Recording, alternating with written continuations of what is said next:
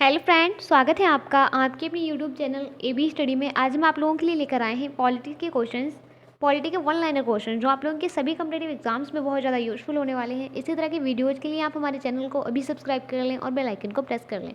तो चलिए शुरू करते हैं हमारा वीडियो। देखते हैं हमारा पहला क्वेश्चन। हमारा पहला पॉइंट है अनुच्छेद एक। अनुच्छेद एक में क्या है, ठीक है, तो संघ और उसके राज्य क्षेत्र। अनुच्छेद में एक में क्या आता है, संघ आता है और उसके राज्य क्षेत्र। अनुच्छेद दो में नए राज्यों की स्थापना का प्रावधान। अनुच्छेद तीन राज्यों की सीमा और नाम में परिवर्तन का प्रावधान। अनुच्छेद चार पहली और चौथी अनुसूची के संशोधन तथा अनुपूरक विषयों पर उपबंध करने के लिए अनुच्छेद दो और तीन के अधीन विधियां, ठीक है। और भाग दो नागरिकता। नागरिकता में कौन कौन से अनुच्छेद आते हैं, अनुच्छेद 5 से 11। 5 वाला अनुच्छेद जो है, अनुच्छेद 5 है, उसमें क्या आता है, ठीक, अनुच्छेद 5 में आता है संविधान की शुरुआत में नागरिकता का प्रावधान, ये आता है अनुच्छेद 5 में। अनुच्छेद 6 में आता है पाकिस्तान से भारत आने वाले व्यक्तियों की नागरिकता। क्वेश्चन नंबर 7 भारत से पाकिस्तान जाने वालों की नागरिकता का प्रावधान। जो भारत से पाकिस्तान जाते हैं उनकी नागरिकता का प्रावधान है अनुच्छेद 7 में, और जो पाकिस्तान से भारत आते हैं उन व्यक्तियों की नागरिकता का प्रावधान है अनुच्छेद 6 में, ठीक है। अगला क्वेश्चन, क्वेश्चन नंबर अगला हमारा क्या है, अनुच्छेद 8 जो है, इसमें ये किसमें आता है, तो अनुच्छेद 8 जो है इसमें भारत के बाहर रहने वाले प्रवासियों के नागरिक के अधिकार। अनुच्छेद 9 क्या है, अनुच्छेद 9 है विदेशी नागरिकता लेने पर भारत की नागरिकता से वंचित का प्रावधान। जब कोई बाहर रहने लगता है, कोई विदेश की नागरिकता ले लेता है, तो हम भारत की नागरिकता समाप्त करने का जो प्रावधान है, उससे वंचित करने का प्रावधान है, वो अनुच्छेद 9 में आता है। अनुच्छेद 10 में क्या आता है, नागरिकता के अधिकार बने रहना। जो नागरिकता का अधिकार है बने रहना, वो आता है अनुच्छेद 10 में। अनुच्छेद 11 में आता है संसद द्वारा नागरिकता अधिकार कानूनों का विनियमन का प्रावधान, ठीक है। अगला क्वेश्चन, भाग 3 मौलिक अधिकार। अनुच्छेद 12 से 35 जो मौलिक अधिकार है वो भाग 3 में आते हैं। और अनुच्छेद कौन कौन से अनुच्छेद हैं इसके अंतर्गत, 12 से 35 अनुच्छेद। जो 12 अनुच्छेद है उसमें क्या आता है, राज्य की परिभाषा। अनुच्छेद 12 में आता है राज्य की परिभाषा। अनुच्छेद 13 में आता है मौलिक अधिकारों पर नियंत्रण करने की विधियां। मौलिक अधिकारों पर नियंत्रण करने की विधियां जो है अनुच्छेद 13 में आता है। अगला समानता का अधिकार। समानता का अधिकार क्या है, समानता का अधिकार में आता 14 से 18। तो अगला देखते हैं पॉइंट, अनुच्छेद 14 कानून के समक्ष समानता। कानून के समक्ष समानता अनुच्छेद 14 में आते हैं। अनुच्छेद 15 धर्म जात लिंग जन्म स्थान आदि के आधार पर भेदभाव नहीं होगा। अनुच्छेद 15 धर्म जात लिंग जन्म स्थान आदि के आधार पर भेदभाव नहीं होगा, ठीक है, आता है अनुच्छेद 15 में। अनुच्छेद 16 लोक नियोजन के अवसरों में सभी को समानता। लोक जो नियोजन अवसर होते हैं उनमें सभी को समानता, इस किसमें अधिकार आता है इसका, अनुच्छेद 16 में आता है। इसके अनुच्छेद 16 के अंतर्गत इसके बारे में बात हुई है, ठीक है। अनुच्छेद 17 में क्या आता है, अप्रत्यक्षता का अंत। अगला क्वेश्चन, अनुच्छेद 18 में आता है उपाधियों का अंत। अनुच्छेद 18 में आता है उपाधियों का अंत। अगला स्वतंत्रता का अधिकार। स्वतंत्रता का अधिकार अनुच्छेद 19 से 22 के अंतर्गत आता है।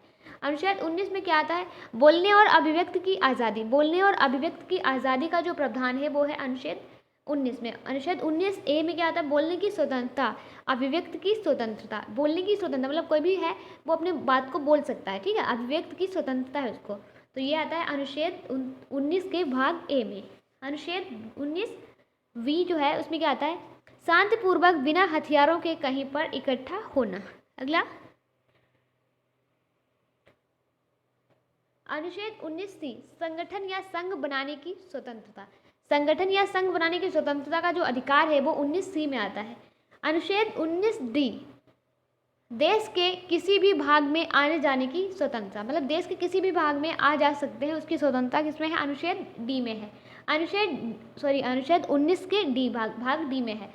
अगला अनुच्छेद 19 का भाग ई देश के किसी भी क्षेत्र में रहने की स्वतंत्रता, मतलब देश के किसी भी क्षेत्र में रह सकते हो, इसकी स्वतंत्रता कौन से अनुच्छेद में दी गई है, 19 ई में। अनुच्छेद 19 जी देश के किसी भी हिस्से में व्यापार करने की स्वतंत्रता। अगला, अनुच्छेद 20 अपराधों के दोष सिद्ध के संबंध में संरक्षण। जो अपराधों के दोष सिद्ध है इसके संरक्षण में संबंध में संरक्षण। अनुच्छेद 21 प्राण और दैहिक स्वतंत्रता का अधिकार, जीने का अधिकार। प्राण और दैहिक स्वतंत्रता का अधिकार, जीने का अधिकार जो है ये अनुच्छेद 21 में दिया गया है। अनुच्छेद 21 भाग ए में क्या है? शिक्षा का अधिकार, जो 86वां जो संविधान संशोधन है उसमें आता है। ठीक है, शिक्षा का अधिकार अनुच्छेद 21 के भाग ए में। अनुच्छेद 22 कुछ दशा में गिरफ्तारी से संरक्षण। कुछ दशा में गिरफ्तारी से संरक्षण अनुच्छेद 22 में आता है। शोषण के विरुद्ध अधिकार, शोषण के विरुद्ध अधिकार ये कौन से अनुच्छेद में आते हैं? अनुच्छेद 23 से 24 में। तो 23 में क्या है? मानव के साथ दुर्व्यवहार और बलात्श्रम पर प्रतिषेध।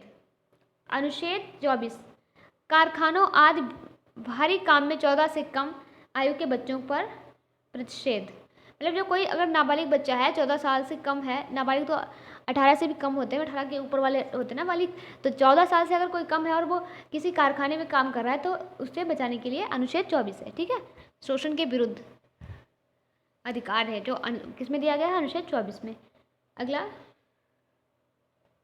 धार्मिक स्वतंत्रता का अधिकार। धार्मिक स्वतंत्रता का अधिकार अनुच्छेद 25 से 28 में दिया गया है। 25 अनुच्छेद क्या है? अंतःकरण और किसी भी धर्म को मानने और प्रचार करने की स्वतंत्रता। मतलब किसी भी धर्म को कोई मान सकता है, भारत में रहने वाला कोई भी शख्स हो, चाहे वो हिंदू हो, मुस्लिम हो, कोई भी हो, अगर वो चाहे, अगर वो हिंदू से मुस्लिम होना है उसको तो कर सकता है, उसको मान सकता है, उसको अपना सकता है, उसका प्रचार कर सकता है। ये सबका हमको किस में दिया गया है? हमको अधिकार अनुच्छेद 25 में।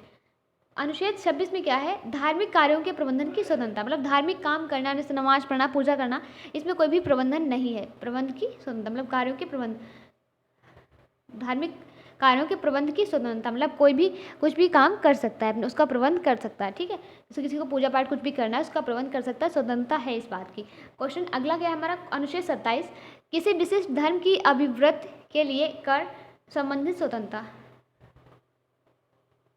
अगला,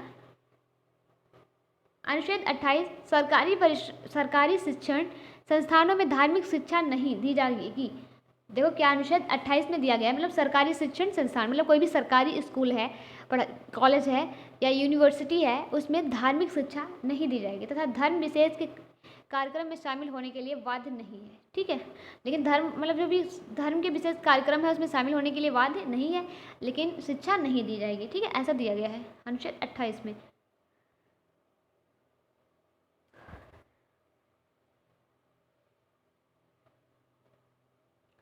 संस्कृति और शिक्षा संबंधी अधिकार अनुच्छेद 29 से 30 में दिया गया। अनुच्छेद 29 में आता है अल्पसंख्यक वर्ग को उनकी भाषा, लिपि और संस्कृत को संरक्षित रखने का अधिकार है। मतलब कोई भी अल्पसंख्यक वर्ग में जो आता है उसकी भाषा क्या है, उसकी लिपि क्या है, उसकी संस्कृत क्या है, उसको सुरक्षित रखने का उसका अधिकार है। और ये किस में दिया गया है? हमें अनुच्छेद 29 में ये इस अधिकार को दिया गया है।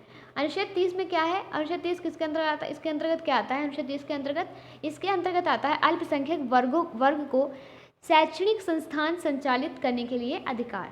ठीक है, तो आज के लिए इतना ही रखते हैं, कल फिर देखेंगे हम लोग संवैधानिक उपचारों का अधिकार सेकेंड पार्ट में। आज के लिए इतना ही। तो वीडियो अच्छा लगा तो लाइक करें, अपने फ्रेंड के साथ शेयर करें, चैनल पे पहली बार आए हैं तो अभी सब्सक्राइब कर लें और बेल आइकन को प्रेस करना बिल्कुल ना भूलें। अगर आप लोगों को कोई भी PDF चाहिए तो आप हमारे टेलीग्राम चैनल को ज्वाइन कर लें, वहाँ पर आपको सारी PDF मिल जाएंगी। तो ठीक है, चलते हैं फिर अगले वीडियो में मिलते हैं इस तरह के क्वेश्चंस के साथ। तब तक के लिए bye bye and take care.